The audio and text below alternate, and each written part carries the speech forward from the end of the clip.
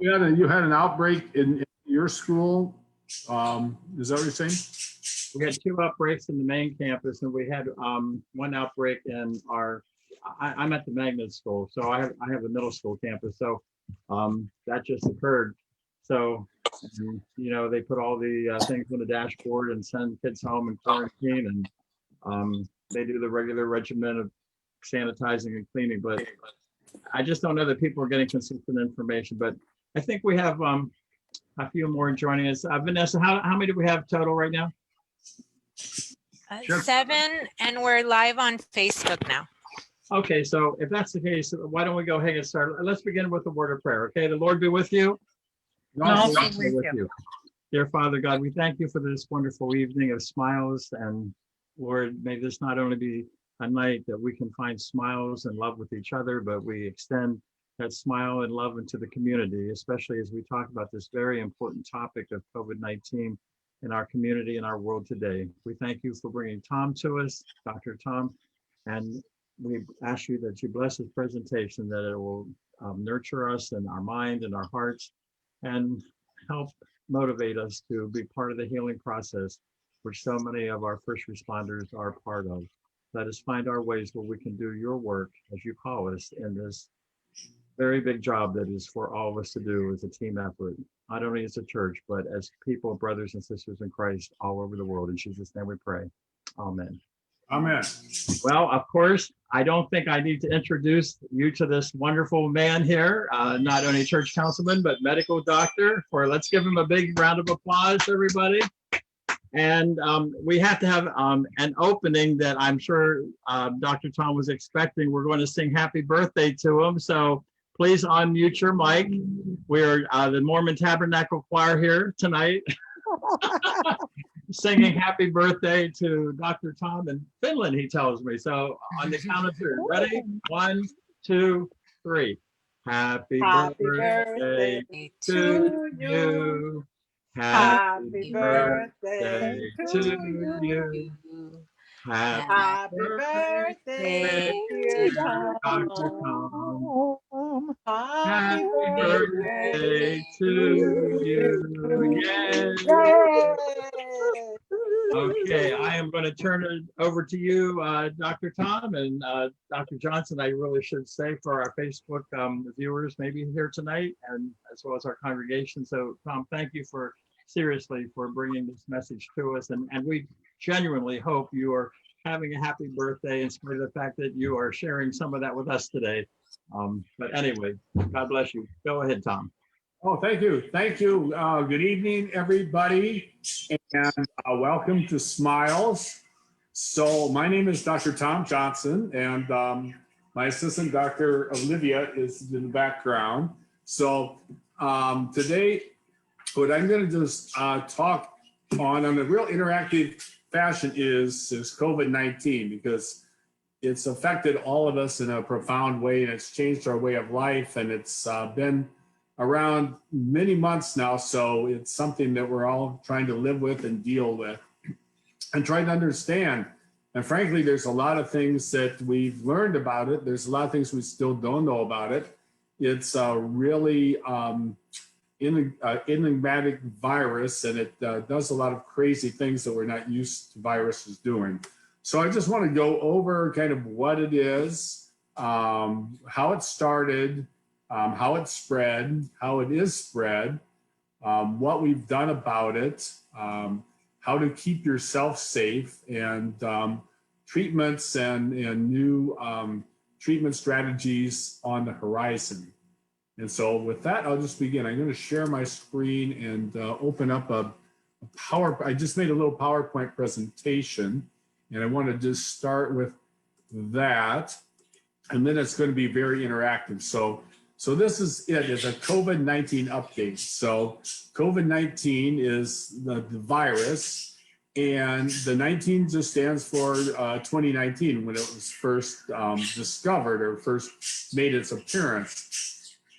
And it's this really interesting viral particle. This is kind of, I have a few schematics of what the virus looks like, and it's this round virus, and it has all these projections, and these little projections on the surface of the virus are spike proteins or different proteins that the virus makes. So this is a virus that's made out of genetic material. It's made out of RNA, which is ribonucleic acid, and it's a single-stranded genetic material of RNA with these spike proteins. So coronaviruses have been around for a long time. The coronavirus itself is not new. This is a novel coronavirus, meaning this is the first time that this one has actually infected us, humans. But this is a big family of viruses, and it's named coronavirus because of these spike proteins on the surface of this spherical object that looks like a crown. So that's why it gets its name corona.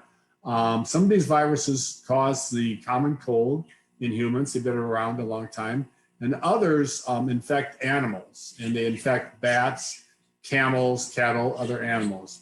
So what's happened with coronavirus is it actually is thought that this started in what's called a wet market. And these are markets where live animals are sold illegally in very crowded conditions. And then when the customer buys the animals are slaughtered on site, and then the meat is sold to the customers.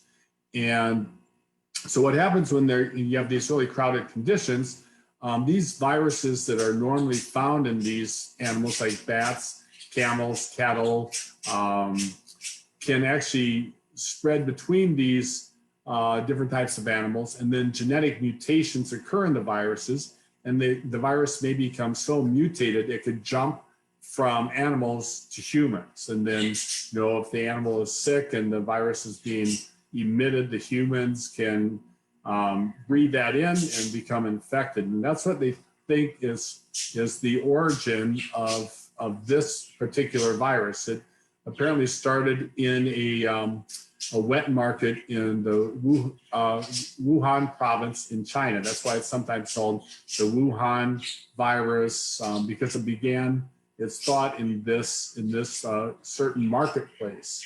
This is not the first pandemic due to coronaviruses. We've had the SARS pandemic, which is severe acute respiratory syndrome pandemic, the MERS, which is the Middle East respiratory syndrome. These viruses were also coronaviruses, but they weren't quite as aggressive and quite as lethal as this particular virus.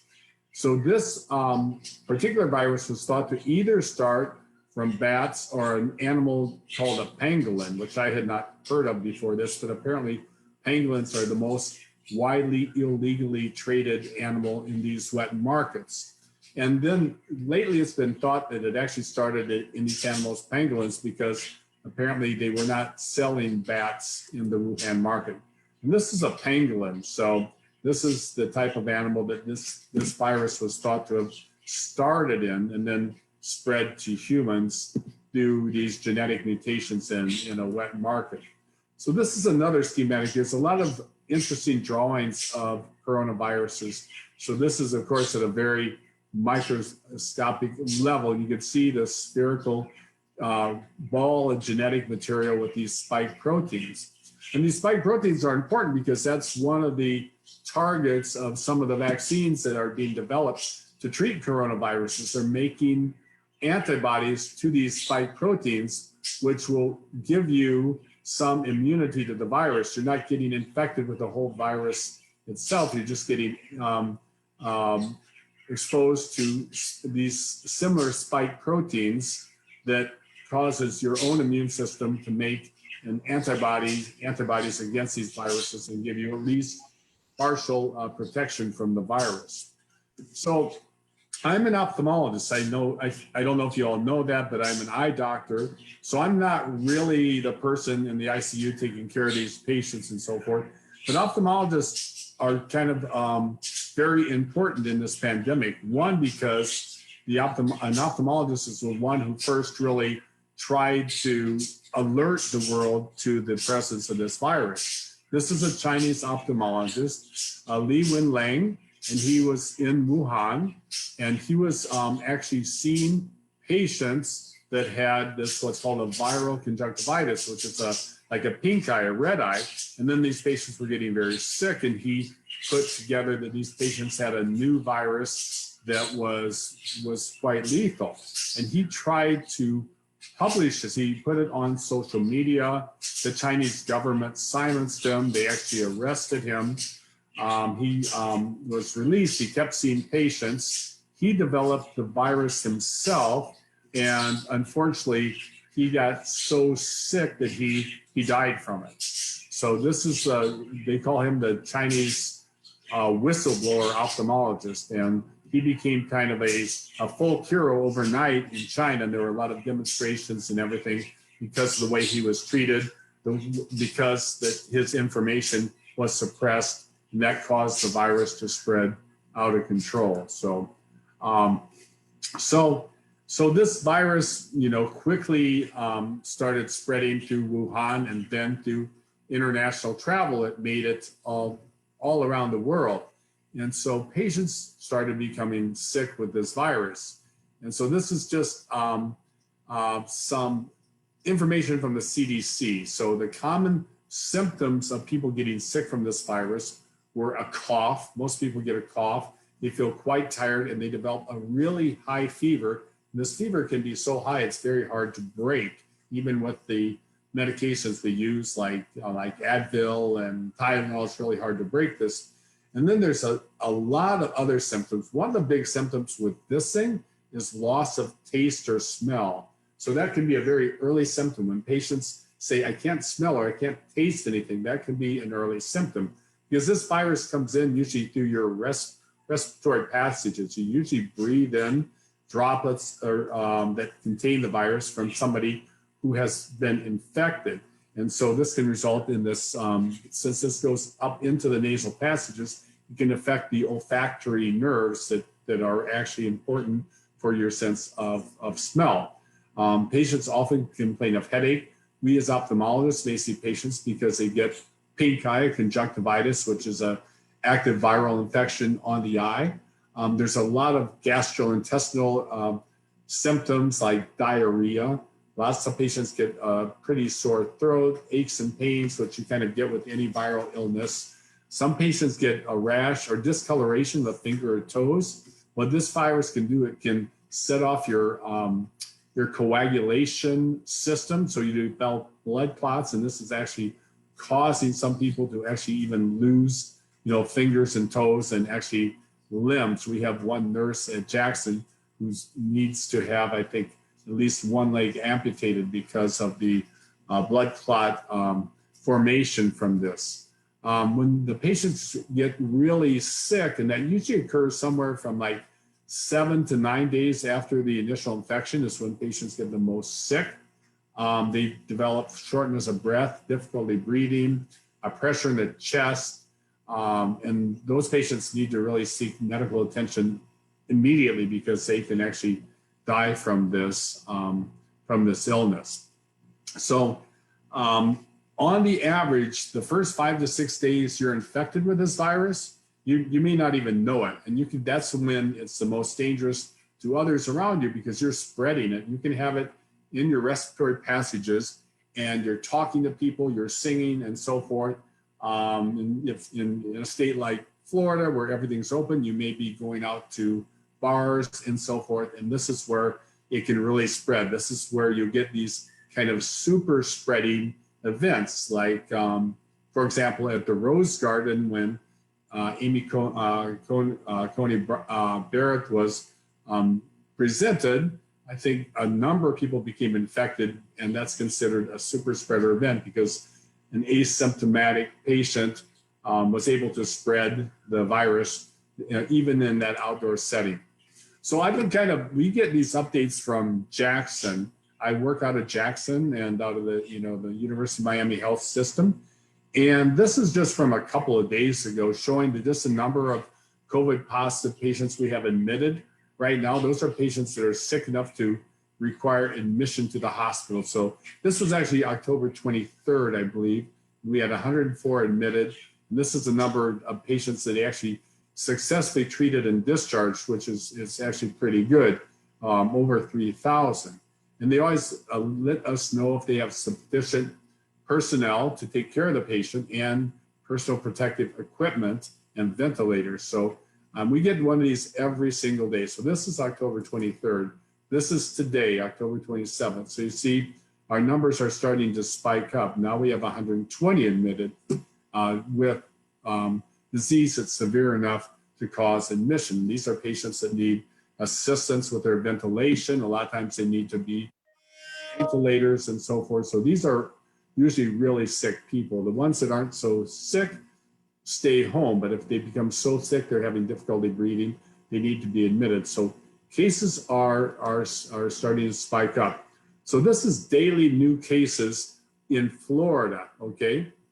And so this is just kind of the peak. We really peaked out about in mid-July, and then everything started to come down really nicely, but now we're starting to peak up again.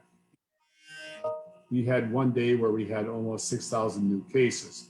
And here we see in Miami-Dade County, as of today, this is today's information, we've had 183,000 confirmed cases and almost 4,000 deaths just in Miami-Dade County.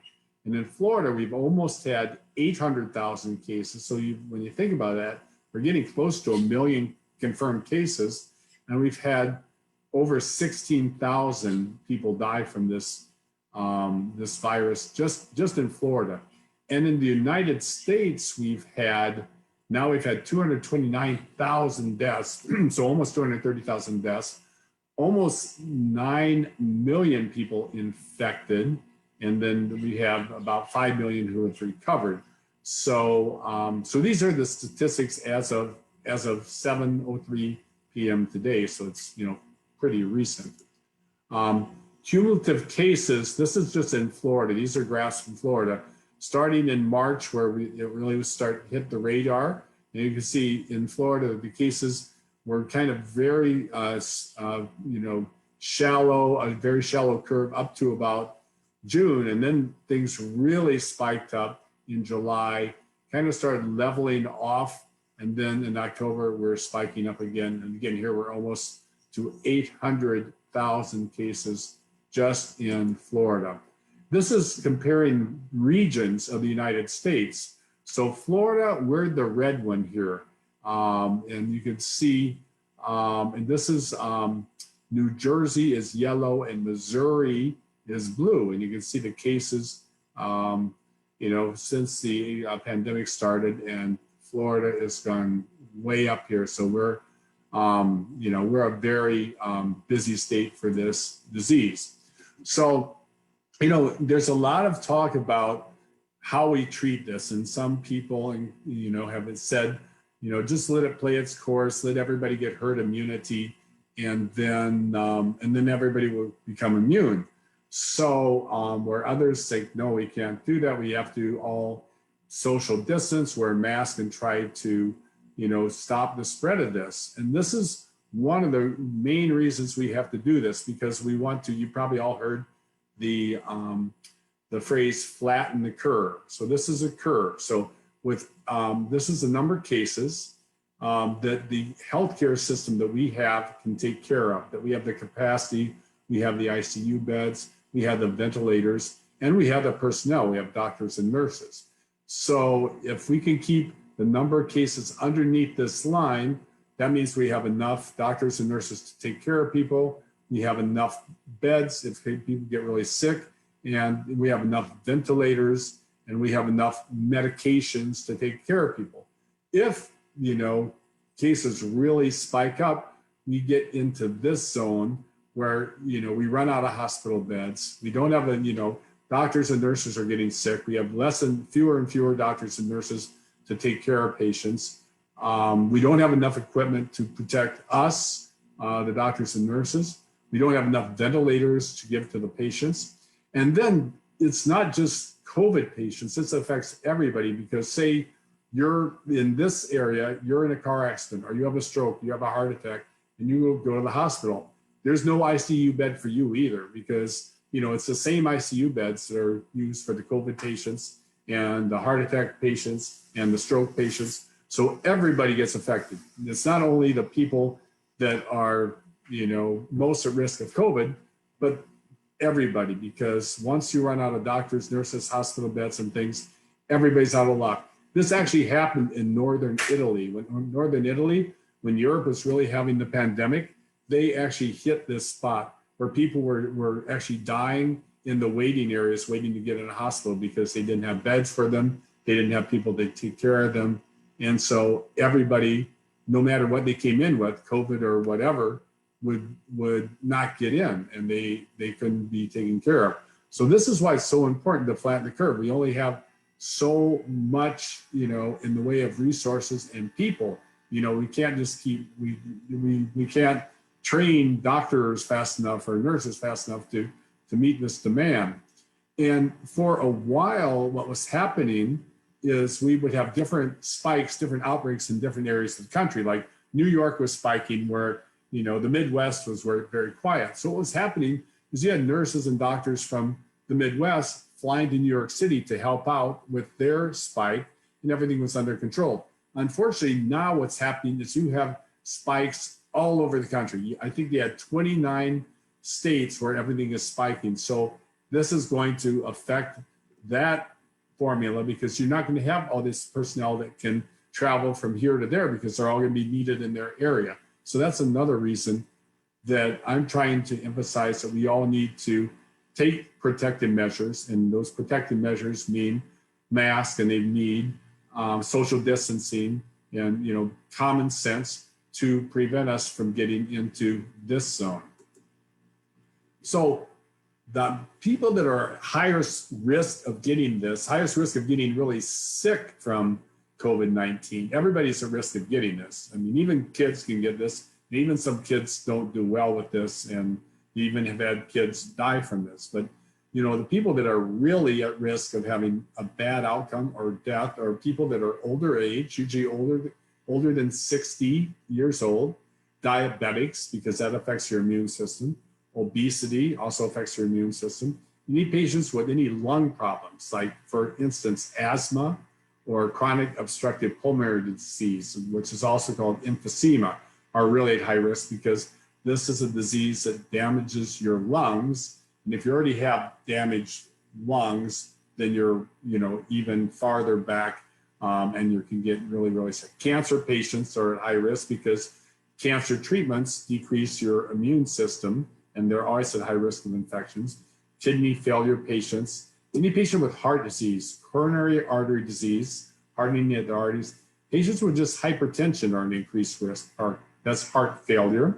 And any immune deficiency, there's some people that are born with immune deficiency, there's HIV, AIDS, anybody with any immune problems is at high risk of having a bad outcome with COVID-19.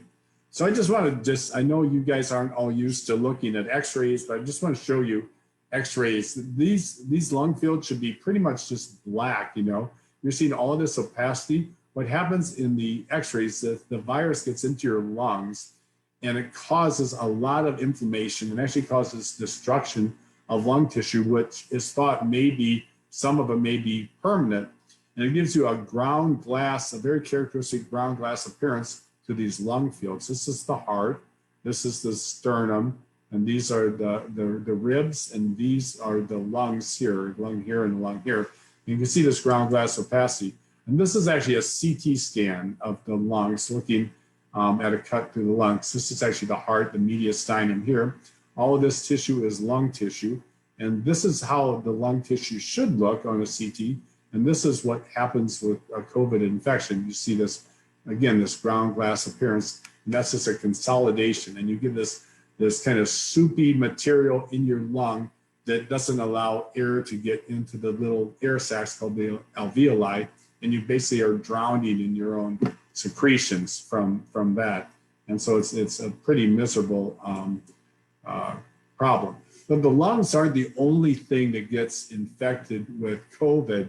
It affects so many organs in the body. It can infect the heart, and you probably all heard about football teams stopping their schedule because some players were studied with echocardiograms and were found to have an inflammation of the heart muscle called in myocarditis.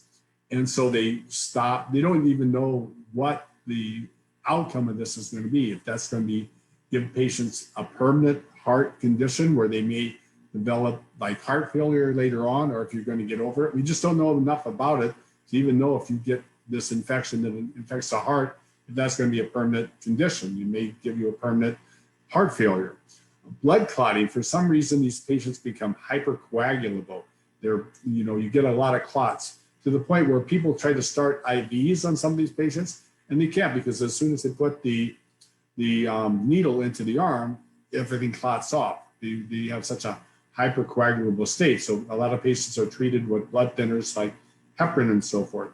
A lot of patients get really severe kidney disease from this, and they suffer such severe kidney disease that their kidneys become damaged and they need to go on dialysis. And again, that may be permanent. We don't know, but that may be permanent. The brain, people have strokes because these clots have formed. These clots can break off and go to the brain and cause stroke. And even if patients don't have strokes, there's this syndrome called long haul. Long haulers are patients who recover from COVID and still have a lot of symptoms. And some of the symptoms are just confusion, delirium, things like this. It's kind of like they have some toxicity of the brain that's causing them not to be able to have normal mentation. We talked about the lungs. The lungs become inflamed and fill with this fluid. Patients oftentimes require ventilators, and oftentimes the serious lung damage can be the fatal instant that causes a patient to die. And then we talked about COVID infecting the GI system, the intestines. Patients develop diarrhea. So again, we don't know how many of these problems are going to be permanent, but that's why this is such a dangerous disease. It not only affects your lungs, it can affect pretty much all the major organ systems in your body. Okay, so protective equipment. This is me when COVID first started. What we do, we see patients oftentimes, is, a lot of times if I'm doing surgery or so forth, I wear face shields. I have an N95 mask you can just see it peeking underneath here.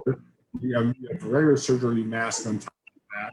And we all pretty much wear two masks. We wear an N95, which is a very good mask to put out almost everything. And then we wear another on top of that because PPE, or personal protective equipment, in very short supply for a long time. It's still not really abundant, but it's more abundant now than it was before. So we would have to wear one of these N95 masks for a week at a time, and then we could change it for a new one, which got pretty old. But if you're wearing it for different patients, you have to, put a new mask on to keep the surface here of your N95 mask clean as well.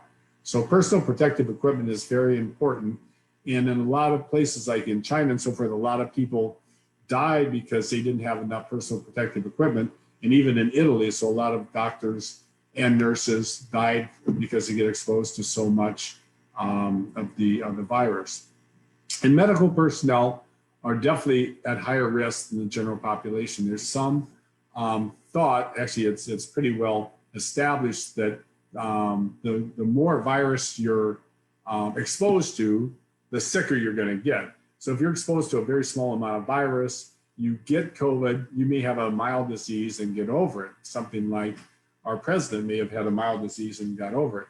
If you're a doctor and you're actually treating these patients who are acutely sick, or if you're an anesthesiologist intubating the patient, that's something that creates what's called an aerosol, which is a respiratory plume that comes out of the patient's mouth when you're doing an intubation, something like that. You get exposed to tons of the virus. And if you get exposed to that much, it kind of overwhelms you and you get sick. That's why you hear of doctors and nurses who die every day of COVID. I've actually had 4 colleagues die from this disease.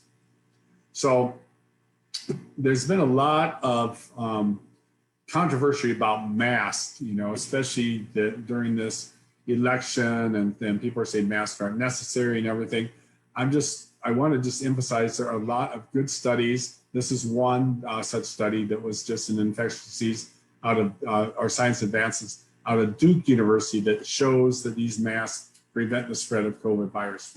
There have been studies in medical journals such as Lancet, other medical journals that really show masks do stop the spread of the virus. So they not only protect you if you're wearing it, they protect people from when you talk or you laugh or you sing or something like that, you can't see it, but you're emitting respiratory droplets in the air. Anytime you're talking to somebody face to face, you're emitting these respiratory droplets. If somebody is sitting next to you or you're singing next to somebody, then they're breathing in those droplets and you can't see them. It's not like you're sneezing in their face, but just the fact that you're talking, like I'm talking right now, there's respiratory droplets right out in front of me.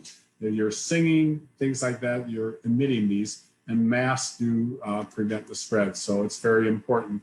And cloth masks are just as good as the surgical mask as far as doing this. So what you should do, get a good mask, gently press it on your nose so you get a little bit of a tight seal. This is from the CDC, and that will help spread the virus. So when you go out to the supermarket, if you go out anywhere, I would suggest wearing a mask, especially if you're in any kind of situation where you're in a store or a restaurant or, public transportation. Always wear a mask, So these are just common sense things, but these are just some nice little drawings from the CDC. You avoid close contact with people that are sick. Obviously, if somebody is sneezing and sick, avoid them. If you do have to sneeze, cover your mouth and nose with a tissue, then throw the tissue into the trash. Avoid touching your face because, if surfaces are covered with COVID, if somebody just sneezed or talked or something and you put your hand on the surface and then you rub your eyes, something like that, you could, spread COVID to yourself. And then, if there's frequent surfaces you touch or so forth, disinfect them, get a good disinfectant and spray them to keep them clean. So we talked about the major symptoms: fever, cough, and shortness of breath. The symptoms usually occur, usually at least 5 days after you become infected. So keep that in mind, that you can be infected right now and you can be spreading it to people and you have no idea. So just remember, you may be completely asymptomatic and spreading these things all around. So always be very careful. So what are the treatments for COVID? Well, the treatments, there's been a lot of talk about different treatments and different medications. And at first, hydroxychloroquine looked really, really promising, but then during controlled trials, it was found not to be effective and could even be harmful for some patients. The two drugs that have been found to be very successful in treating COVID are remdesivir, which is an antiviral agent that was actually made several years ago as an HIV drug, and that's known because it's also an antiviral. HIV is a virus. This is a virus. And this has activity that actually suppresses COVID. So this is actually the only FDA-approved drug for SARS. This is also called SARS-CoV-2. Dexamethasone is a steroid that's been around forever. We used it in surgery a lot just to decrease inflammation and so forth. It's used by anesthesiologists to decrease inflammation, but it's found in patients that have severe respiratory disease. Intravenous dexamethasone is actually very effective in suppressing the immune response, because what can happen in a lot of patients is when they become very sick, their immune system goes into hyperactive or hyperdrive, where it gets overactive. It causes a lot of inflammation. That causes a lot of swelling and this fluid to form in the lungs and so forth, which is actually, makes everything worse. So sometimes you need to suppress your immune system, and that's what dexamethasone does. Now, you all have heard that our president was treated with this new experimental drug called Regeneron.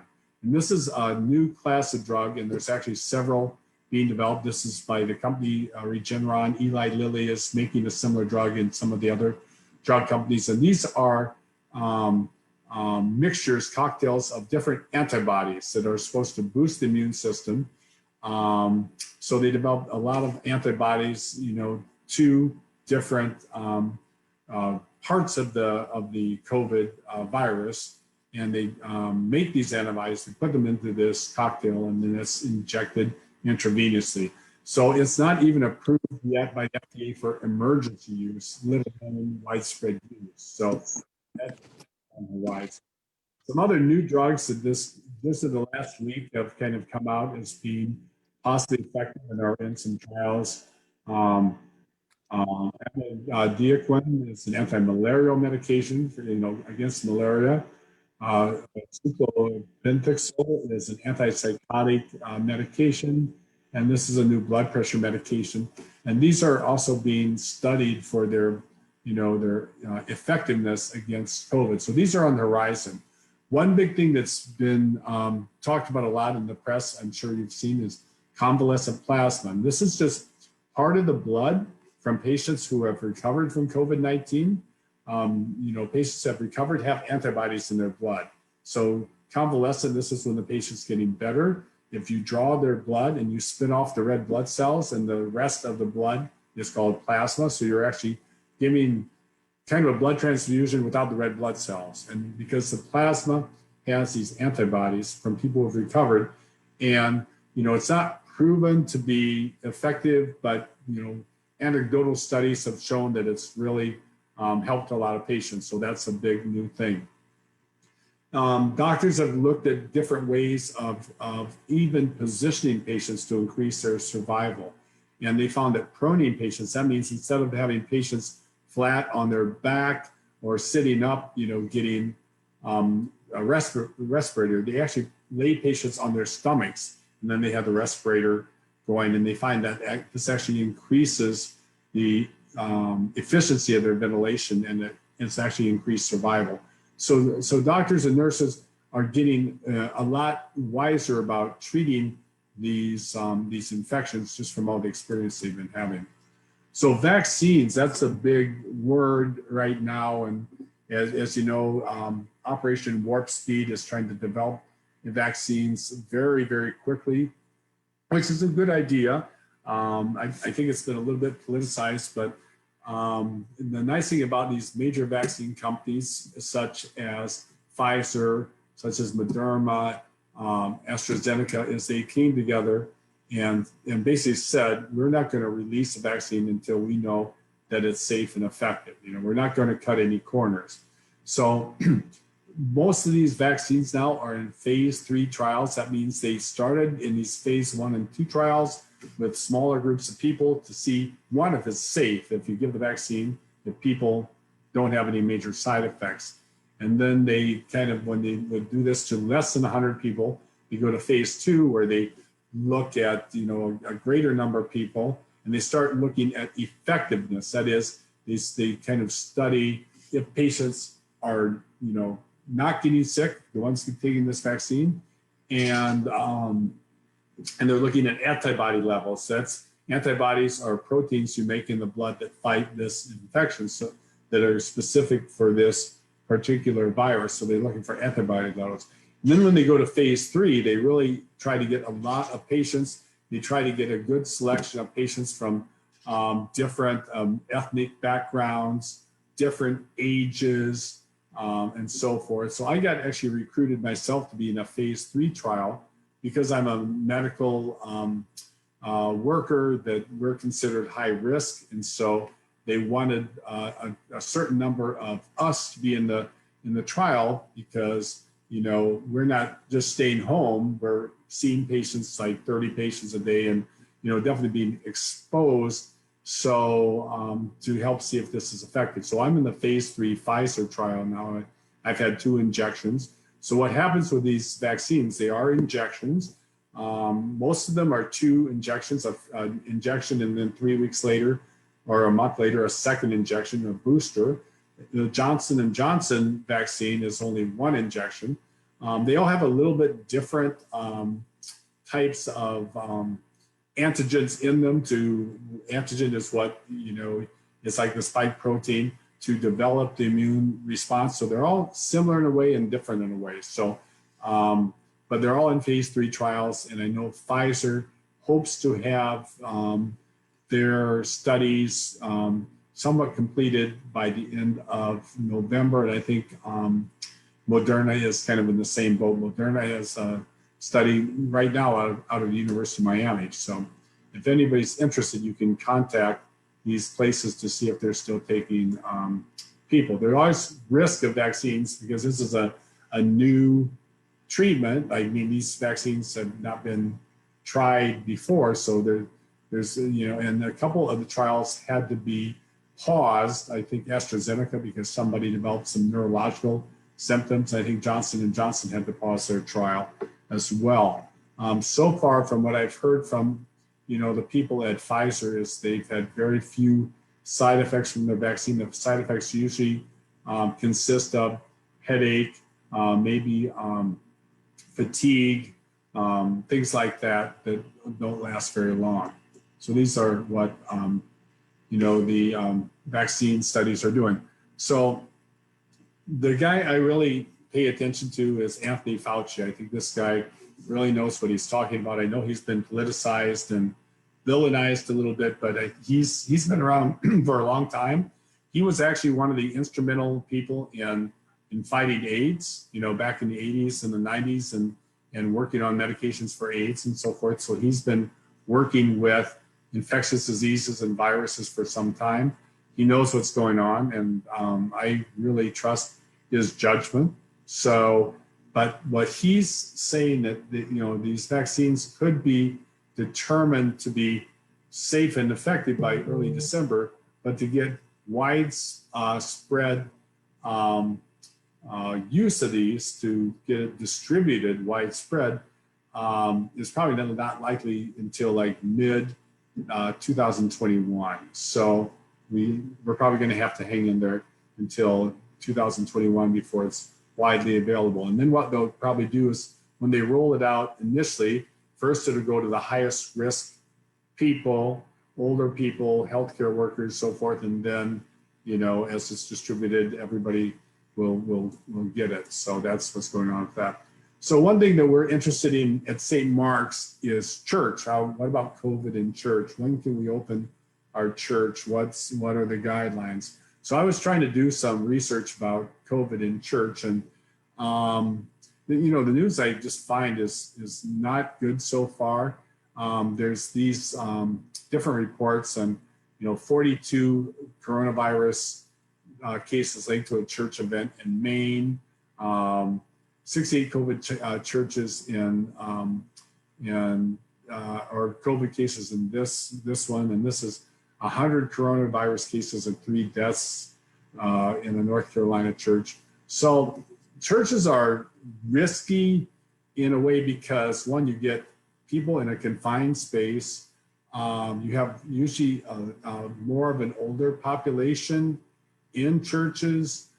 People are singing and so forth, and so churches can be somewhat risky. So I can't really tell you. The CDC is really not recommending churches be open yet at this time. I know some churches are open. I think we have to proceed with caution as we continue to kind of study this on a day-by-day basis and see what the guidelines are. I think, nice thing about Florida is we have nice weather all year round, and possibly if we started with something kind of in the courtyard or something like that, it may be a little bit more, safe as long as we socially distance. So I'm going to end my PowerPoint there because that's just an update on the coronavirus and what has been going on statistics wise, and giving you some background about the virus, how it spreads and so forth. So I think at this point we have, I'd like to add something. Oh, I'm sorry. My daughter would like to add something. Yes, I'd like to add, my dad is very humble. He's very humble. Like he said, he's an he's an ophthalmologist, but more specifically, I'm going to give just a little intro. He's an oculoplastic surgeon. He's the chief of oculoplastic surgery at Bascom Palmer. So he's in the board of Bascom. He's in the head of departments of Bascom Palmer. Bascom Palmer has been ranked the #1 eye hospital in the United States for many, many years. There's a big plaque in the front of the hospital that shows all of their achievements. Dad is also, he is very accomplished throughout. You can't see me. Throughout, he goes to different countries and helps in need by teaching other surgeons as well as perform surgeries that might not be very common. He has been ranked by US News. I saw today US News has ranked him one of the top ophthalmologists in the country, and a ton of other places have also done the same thing. So I just wanted to point that out. He is a very, very reliable source on anything having to do with medicine. So Thank you, Larry. Thank you. and it's his birthday. Thank you. Wow, I didn't expect that. Thanks.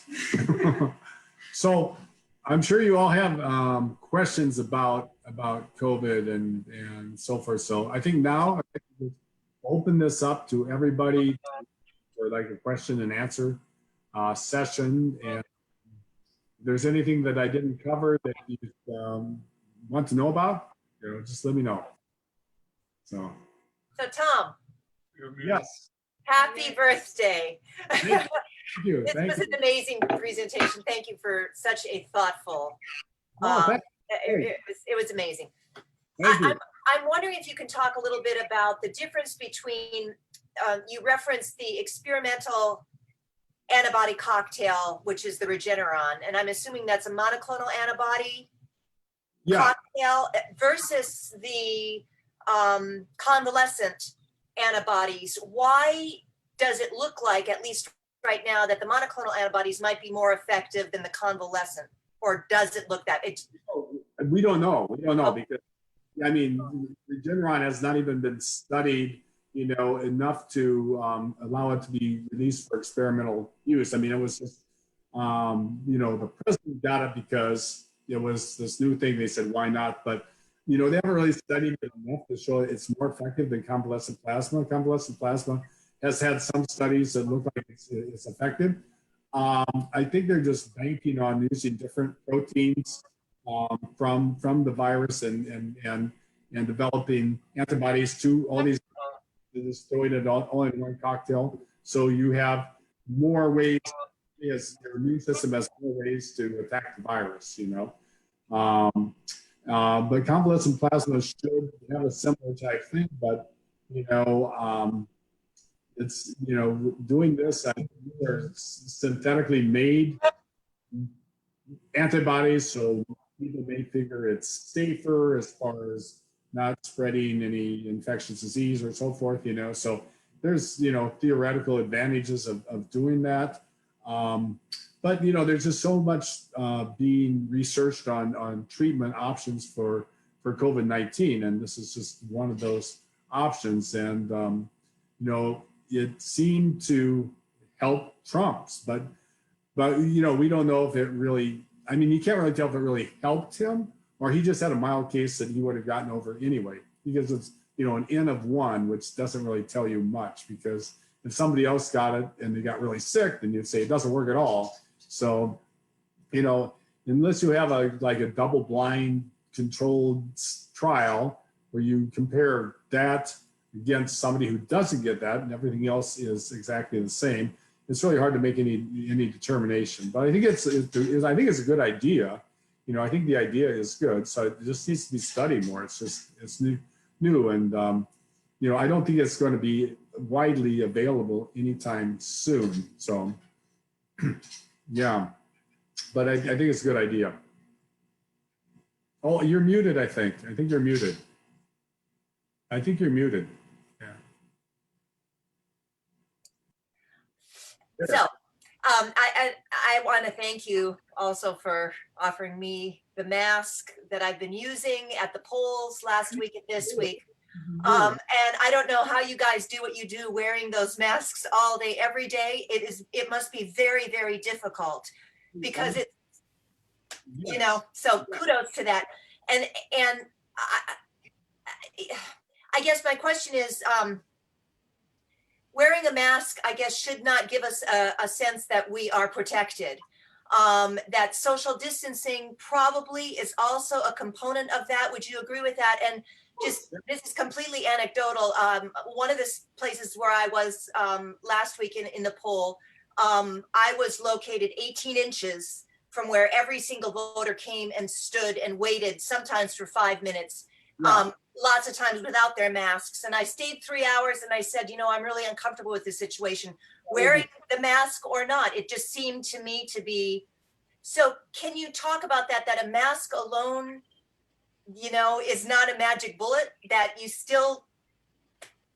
The mask will filter out the majority of respiratory droplets. And the N95 mask you have filters out very, very fine particles. Like if you just wear a regular surgical mask, it filters out larger particles, but COVID-19 can go right through it, you know? It's still gonna block a lot of it, but you know, a lot of it's gonna get through. With the N95, it's a tighter, it's a more effective filter, and so most of it, but some of it still gets through. Some you know, you can't filter out everything. So even with an N95 mask, if you're close to somebody for a long enough period of time, and you know, you could still get infected. But the other thing that I'm talking about is just the dose of the viral particles you get exposed to. And so even if you got exposed, you get exposed with a lower dose of particles. So, you know, the chances are you wouldn't get sick.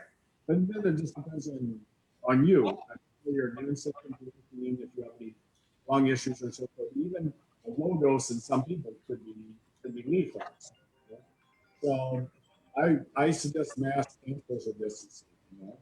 So whenever possible. And they should try to change that setup a little bit, I think, so you're not right next to people. And I think, you know, I can't believe they're not everybody to wear a mask in that situation. I mean, I think that should be something. They should just have somebody at the door saying, you know, wear a mask or you can't come in. You know, that's what I would say. I guess people are thinking that's like, you know, trampling on their liberties, but you know, it's, you know, we can't drive when we're drunk either, right? You know, it's like, you know, so it's just common sense. They should do that, you know, because not only you are being exposed, everybody else around them is being exposed. And if you're waiting in line, then you're by that person for a long period of time. So I feel sorry for the people that are like in front or back of that person or waiting in line for maybe an hour, you know, in close contact with that person. And I'm sure they're probably talking on their cell phone and everything else, which is, you know, the way droplets are emitted. So yeah, not good. So, you know, they should just give everybody masks there. Do they have masks there to give out to people or? No? Oh, okay. Oh, you're muted again. Somehow you got muted. In some places, you know, like everywhere else, I think Miami-Dade is a microcosm of the country at large. And it depends on where you are in the city. And in some places, it's enforced, and you know, and in others, it's like, whatever, no, don't tell me what to do. And so that's it's interesting, and it's kind of it's unfortunate. Yeah, no, definitely. Dr. Tom, I'd like to ask just a couple short questions. No detail is important. I just want to go back to your PowerPoint. That animal that you showed, a wildling or something, is that what is it? What is it again? Pangolin. Pangolin. And is that a bat? No, it's not a bat. It's like they call it like a scaly anteater. Why are we always associating the virus with the bat? I mean, does it give it to the bat? I think the previous ones, like the MERS and the SARS, came from bats.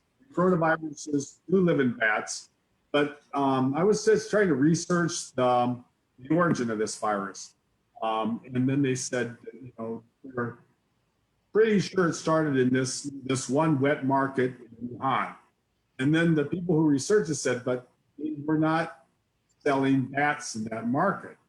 But coronavirus also lives in pangolins.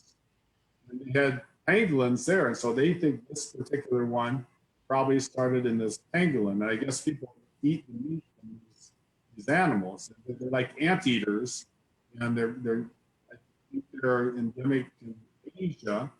And I mean, that's just the theory. Nobody knows for sure what animal it started with, but So that animal is indigenous of the Asian. I think so. Okay. Another, your PowerPoint also said that the animals share genes. How do they share genes? Well, if one animal gets sick and they're like, emitting like their respiration virus, and another animal gets that virus, both animals have coronavirus. Those coronaviruses can interact with each other and mutate.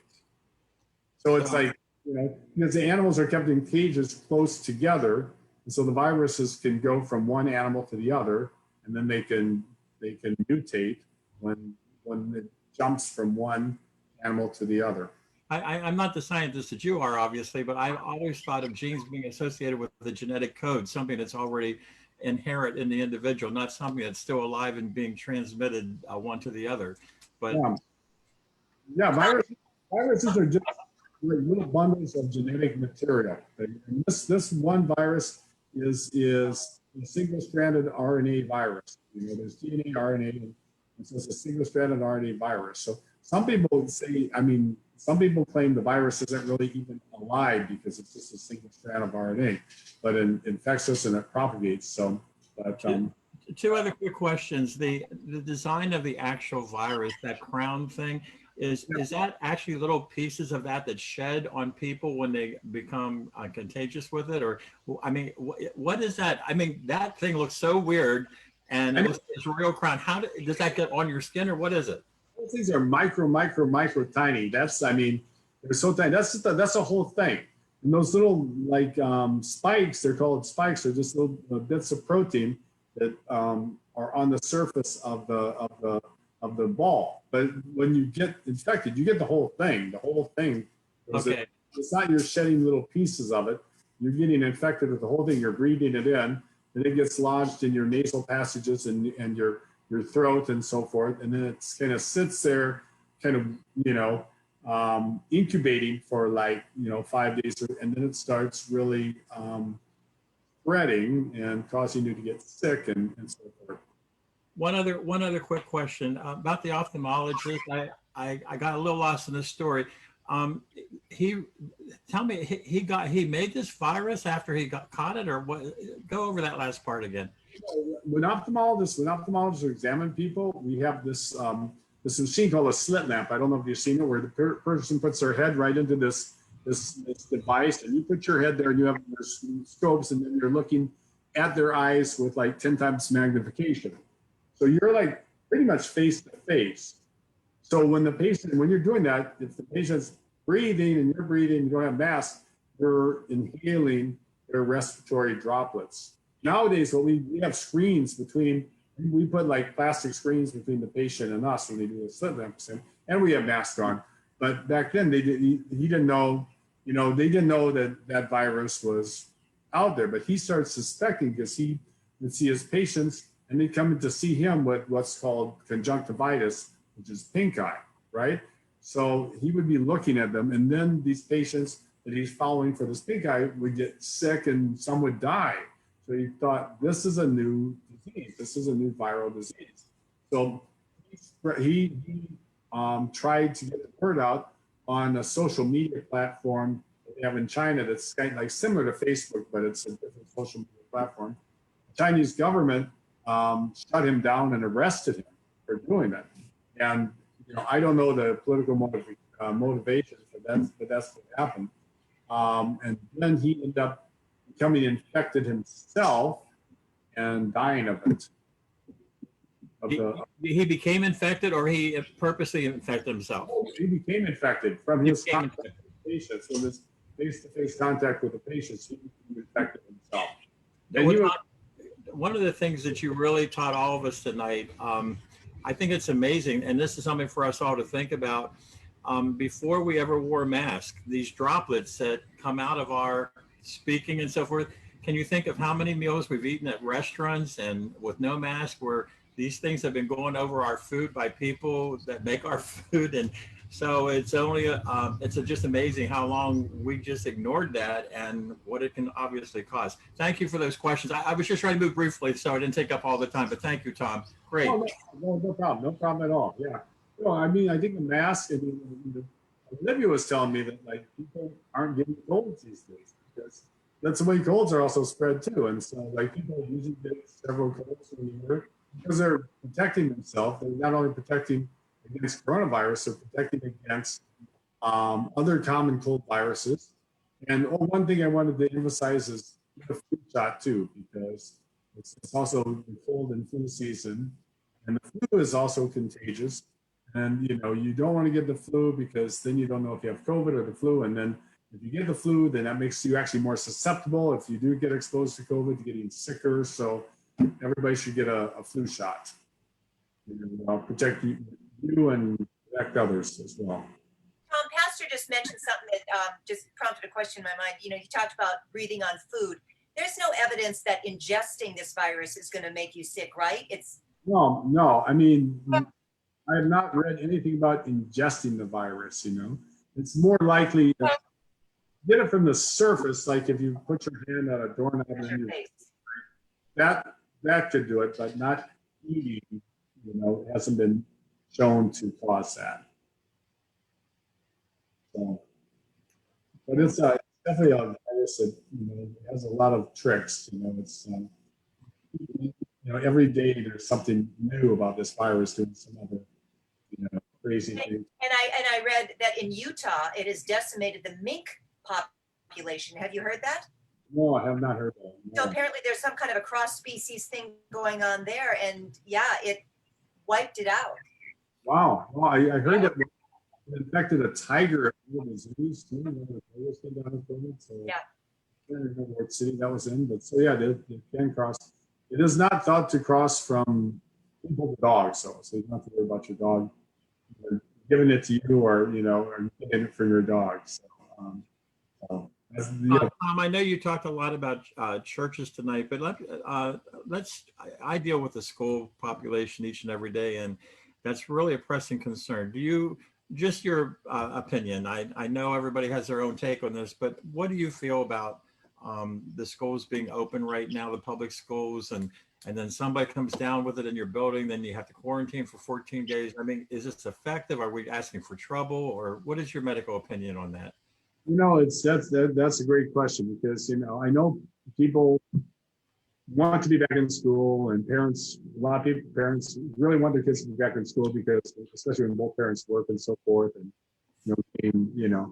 I think there's a risk. There's always a risk, and if everything was done perfectly, if kids social distance and all the desks are 6 feet apart, or and everybody wears their mask, and everybody uses hand sanitizer, and you have really good. That doesn't happen. That does not happen. Yeah, but that would be, I think it would work. But if you have kids that don't social distance, who don't wear their mask, it's going to be a risk. So you got to weigh the risk and the benefits. And same with churches. It's just like it's a risk. And I don't think until we have a vaccine and more effective treatments, and we get the numbers down that you can say you can do this without any risk. So is there an official or recommended amount,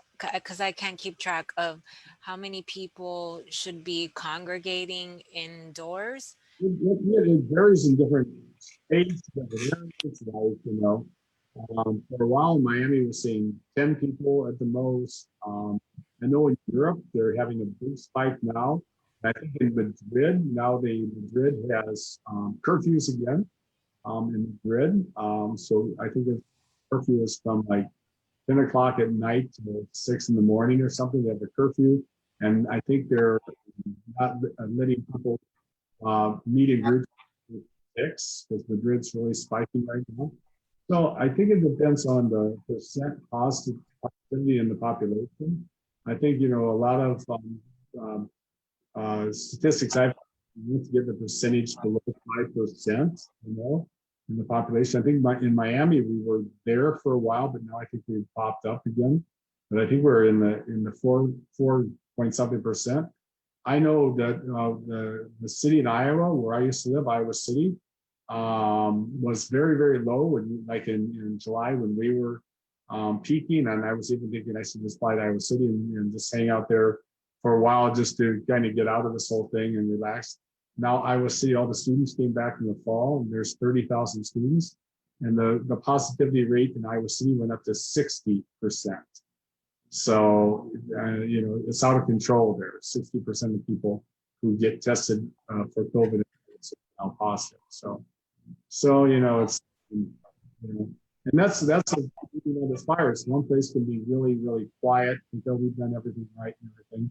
And then, a couple weeks later, they're spiking, or they have these big like motorcycle rallies or something in South Dakota, and then like tons of people get infected there, or super spreader events where people go and they get infected and then they spread it, and so then you get outbreaks in different areas, and now you have outbreaks. In, they said something. I think the last I heard was like 29 for peaking, getting worse. So it's a tricky virus. I think the only thing we can really do now is, wear a mask, socially distance, and then we're just waiting for, things to the curve to flatten and hopefully get some vaccines out. Tom, as a follow-up to Vanessa's question, we talked about this at the beginning before others came on. Statistically, we're hearing a 5% rate on the news, and yet you go to the scientific resources and they're telling them the reality, the real rate is positivity is around 9%. And it's so easy, just given the political environment right now, it seems like if you're a Donald Trump person, you look at it as 5%. If you're a Biden person, you're looking at the 9%. I hate this political aspect to it, but what talk to us about the statistics. What is really the real statistics? You're a doctor, you're a scientist. What should we pay attention to as a church and as people taking care of each other? I think, I would follow CDC, for statistics, those graphs that I showed, a lot of them come from the CDC. Follow Jackson Memorial Hospital, University of Miami.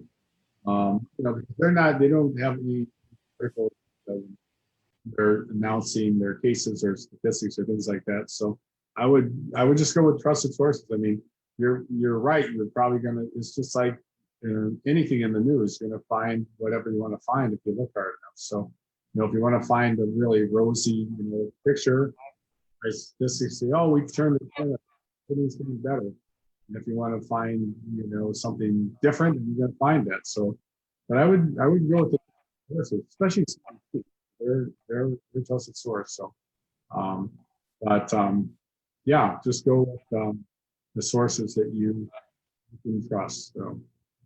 Tom, I have a question. Well, first of all, thank you so much. This was so informative and so thorough.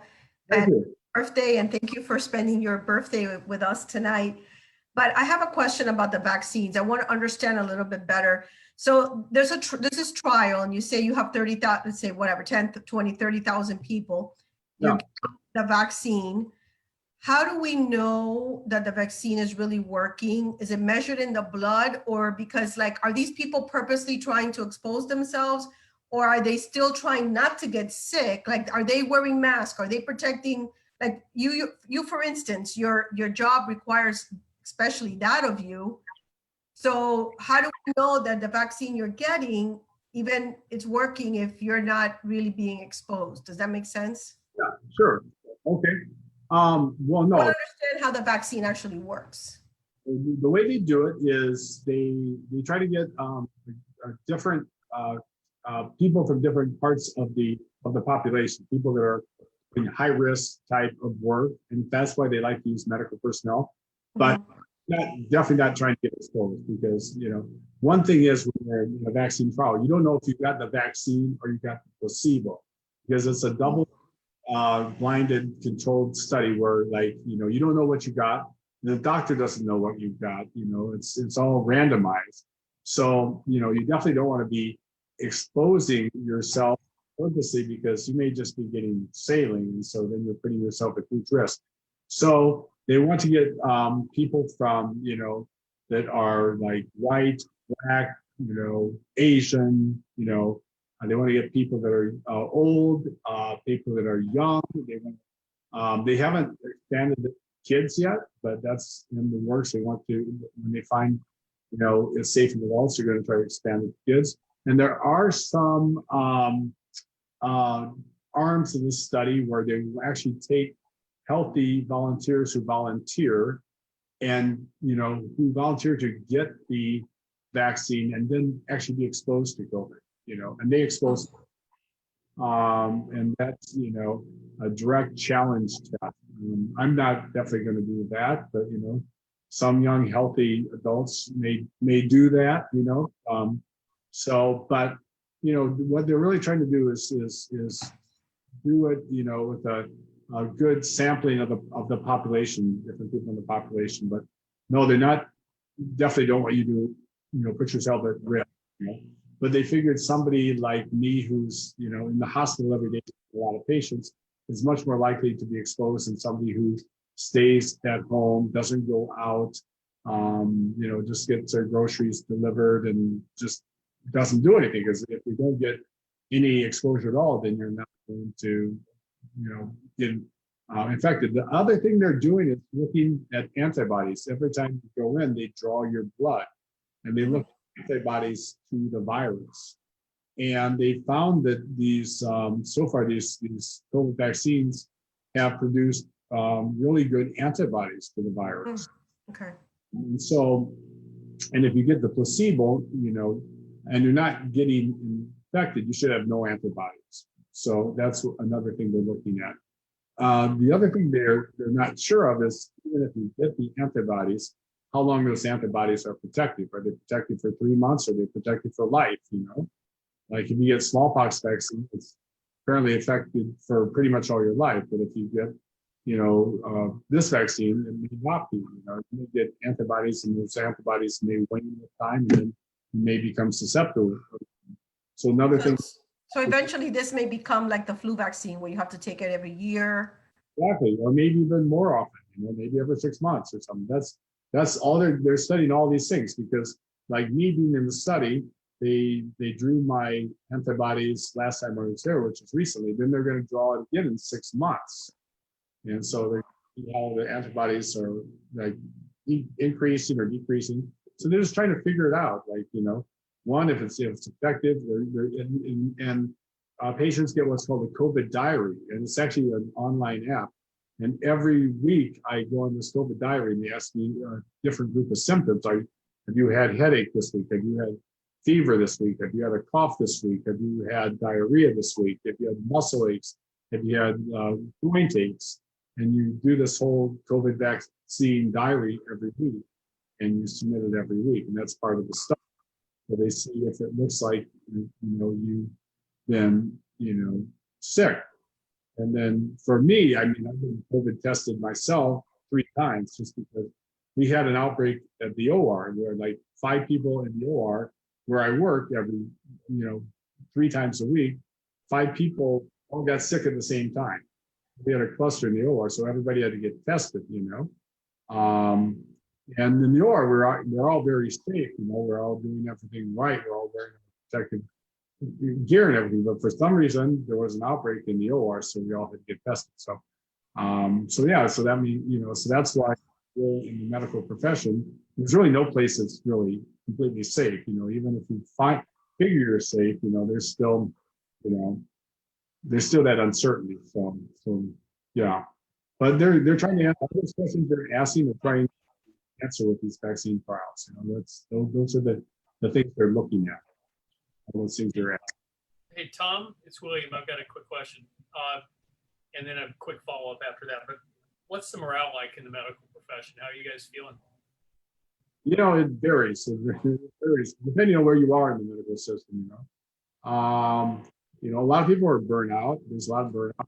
You know, it's really, it gets. I mean, in Bascom Palmer, we're pretty good. In Bascom Palmer, I mean, really safe and everybody has kind of learned to live with it. But if you're like in Jackson ICU or Jackson Internal Medicine or things like that, there's a lot of burnout. I think a lot of people have been doing this for months and months and months, and you know, it's really draining on people because you're working, you know, with really sick patients. You're seeing a lot of patients die, and then you're wearing this really uncomfortable PPE all day long, and you know, and then you worry that you're bringing it home to your family too. You worry that, so I mean, one of my good friends, his wife is a hospitalist at Baptist, you know, and she takes care of COVID patients all the time. So she comes in through the garage when she comes home.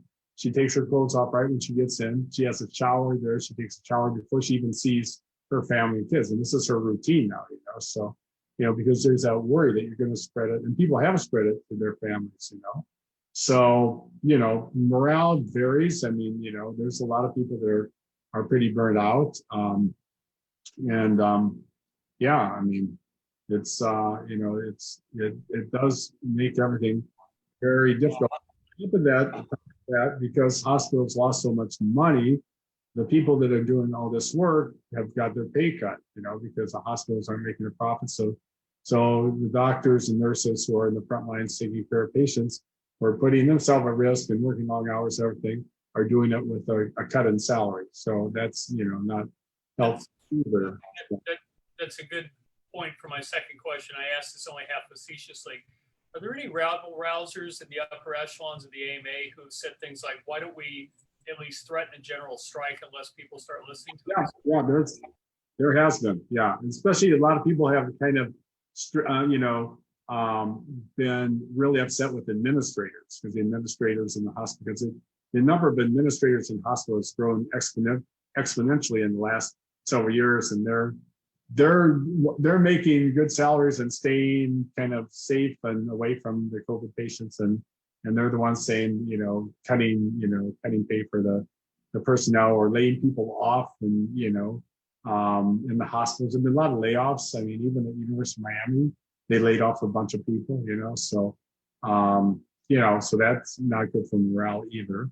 You know, yeah, there has been a lot of that type of thing. I haven't heard that much recently, but especially back in July.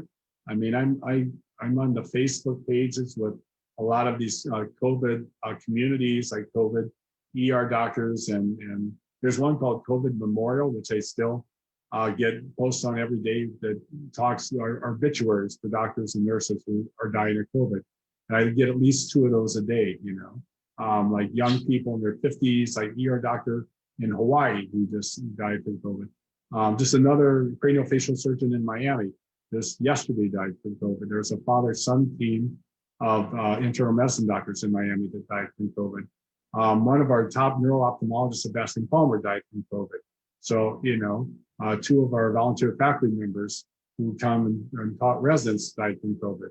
One of our retired retina doctors, who's very well known, very famous, everything, who was actually just in his low 70s. He wasn't working with us, but he was up in, I think, South Carolina, died from COVID, you know, so, and, you know, it's with us all the time. So it's part of the background now, you know, everybody knows people who died from COVID, like a nurse they worked with or something like that, you know, died from COVID. So it's a medical profession. It's tough right now, and medical students, it's tough because they've lost a lot of their education, because they, you know, we didn't have medical students working with us during the early parts of the, because we didn't want to expose them to COVID if they need to. So medical students were really pretty much staying home and just doing everything online. So Olivia, could you give us I think it's probably St. Louis. Yeah, it's probably mommy. Yeah, thanks. So yeah, yeah, it's, you know, at Baskin Palmer, I mean, you know, we're pretty good right now, but you know, it's you know, if you go to Jackson or you go to UM, it depends on what area of the hospital you're at. You know, but you do see a lot of burnout too, because people have just been doing this for a long time. It's been since March now, you know, so. Tom, I know tonight on the ABC Evening News, before we came on to Zoom tonight, they announced that there was a new study, obviously a reliable one from another university. I forget what they said. You can look it up on demand, but they were indicating that they have now identified those who were developing antibodies, that they are now becoming reinfected. There's a pattern in one of those studies. So anyway, Tom, it's going on 9 o'clock. I think it's time to probably bring some closure to this. I know everyone here, myself included, is so appreciative of the wonderful job you did tonight. Let us not fool ourselves. A presentation like this would have cost thousands and thousands of dollars from somebody, as Olivia so capably and accurately described her father, with your medical credentials, your scientific knowledge. Certainly you're personally dear and loved by all of us. And we thank you so much. And before we go tonight, I think we should, and now that we're all back on, I think we should sing happy birthday to Tom one more time. Is everybody good with that? Yeah. So, on the count of 3, let's go. 1, 2, 3. Happy birthday to you.